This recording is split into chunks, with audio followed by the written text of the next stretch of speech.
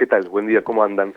Muy bien, interesados de esta dinámica que hay en Argentina, que combina cierto ordenamiento macroeconómico con problemas de la gente en cuanto a situaciones Mm. como por ejemplo alquilar una vivienda. Eh, en ese contexto queremos preguntarle cómo está o cómo ven ustedes la situación de los alquileres en este momento. Bueno, un poco escuchaba la charla que estaban teniendo Sí, y desde que empezó el ordenamiento macroeconómico, quizás una de las medidas más fuertes para esto fue el DNU, sí. que entró en vigencia el 29 de diciembre del año pasado, ¿no? Ujú. Sí. Ahí se marcaron eh, quizás todas las señales para este objetivo que tiene el gobierno nacional del ordenamiento de la economía macro, Mm. pero dentro del decreto desregulando y derogando la ley de alquileres. Mm. Es el único país del mundo, Argentina, en donde no hay ningún tipo de regulación para alquilar vivienda, y los resultados son muy preocupantes. eh, Contratos cada vez más cortos, de 6 meses, de un año. Estamos hablando de un lugar donde vivir, donde diseñar y planificar la vida, Mm. ¿no? Aumentos del precio del alquiler atados a la inflación de manera trimestral, para que ustedes grafiquen un poco más claramente. Quien firmó un contrato de alquiler el 1 de enero con un precio de, digamos, 400.000 pesos de alquiler, el 1 de abril pagó 606.000 pesos de alquiler.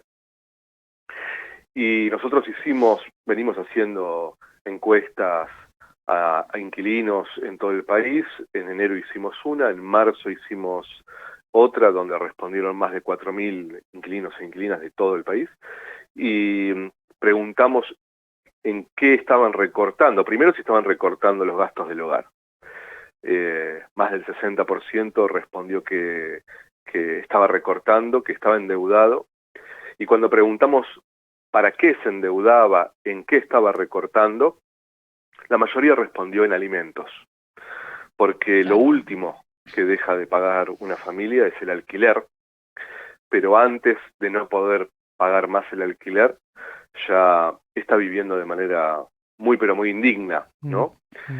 Esos son los resultados, creo yo, o el costo de querer arreglar la macro a costa de una transferencia de ingresos de los sectores más desprotegidos, como decían ustedes, hacia los sectores que concentran la riqueza en Argentina, ¿no? Gervasio, hay un tema que la verdad que no me cierra Uh-huh, y a los inquilinos tampoco, que son los uh-huh, métodos de cálculo.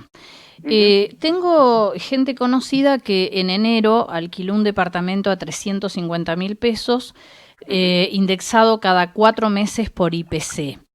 En estos Así es. 4 meses no conocemos el de abril, pongámosle 60% de inflación. Sí. Bueno, de 350.000 se lo llevan a 687.000. Uh-huh, ¿Por qué? Porque toman ese índice que nadie sabe de cómo se saca, que es del 2, no sé cuánto en noviembre, del 3, no sé cuánto en diciembre, del 5 y pico en enero, uh-huh. que nadie Sí. entiende de dónde sale ese número, Uh-huh.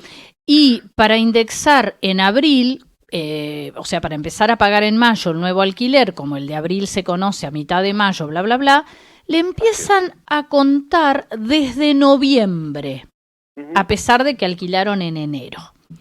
Entonces, claro, la gente cuando firma un contrato, no se le explica generalmente cómo es este mecanismo y Es después que en se encuentra realidad, con estas sorpresas. es que en realidad no es un mecanismo, es una estafa. Claro, porque yo digo, si la inflación fue del 60, ¿por qué tengo que pagar el 270 y pico por ciento en 4 meses? O el ciento y pico por ciento en 4 meses. Bueno, esto tiene, te diría, la columna vertebral de esto que vos planteás, es que los inquilinos no tenemos un solo lugar donde ir a reclamar nada. Por lo tanto, cuando entramos a una inmobiliaria es tierra de nadie.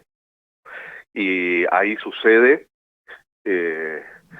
cosas profundamente ilegales y abusivas. Entre ellas, esto que vos contás. Mirá, lo trato de explicar esto que vos explicaste también. Uno con un ejemplo, ¿sí? Quien firmó el 1 de enero un contrato de alquiler y tiene una actualización trimestral, el 1 de abril va a tener que pagar el aumento, Sí. ¿no? Si entró el 1 de enero, la inflación que debería tomarse es la de enero, la de febrero y la de marzo. Ujú. Entonces, uno ingresó pagando 400.000 pesos el 1 de enero, y esos 400.000 pesos de enero se tienen que actualizar mientras él estuvo haciendo uso de la vivienda, no actualizarse en función de una inflación en la cual él nunca estuvo en esa vivienda, Claro. ¿no? Bueno, ¿qué hace el mercado inmobiliario? ¿Qué está haciendo para aumentar por encima de lo que corresponde? Tomando la inflación de diciembre, que fue del 25%, Claro. básicamente. Porque si fuese baja, ¿sí? Si la inflación de diciembre hubiese sido del 1%, por supuesto que no estarían tomando la inflación de diciembre, estarían inventando algún otro truco para estafarnos. Entonces, lo que sí creo que como información es importante es que el precio del alquiler se actualiza sobre los meses en los que figura el contrato de alquiler.